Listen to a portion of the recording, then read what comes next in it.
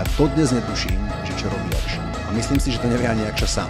Pretože keď sa ho raz nebohý Osťo, moje zem ľahká, pýtal v rozhovore, že čo on vlastne robí, čo je jeho práca, tak Jakša proste povedal, že kreatíva, no. Zaujíma teda, že čo je tvoja hlavná denná práca, náplň tvojej práce, v čom spočíva? Kreatíva, no. Je kreatíva všetkých akoby aktivít, ktoré robím.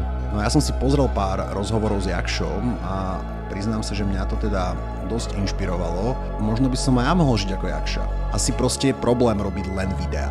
Ja by som mal byť tak viac všeobecne zameraný. Že proste mal by som robiť Kreatíva, no. kreatívu, bratku. Čakaj, nemám papier. Takže bol som nejaký čas kreatívny. To som vymyslel všetko. Toto sú boty. Kreatíva, no. Toto je super cool dom. Kreatíva, no. To som vymyslel tričko. Kreatíva, no. Potom som vymyslel kreatívne pitie. Kreatíva, no.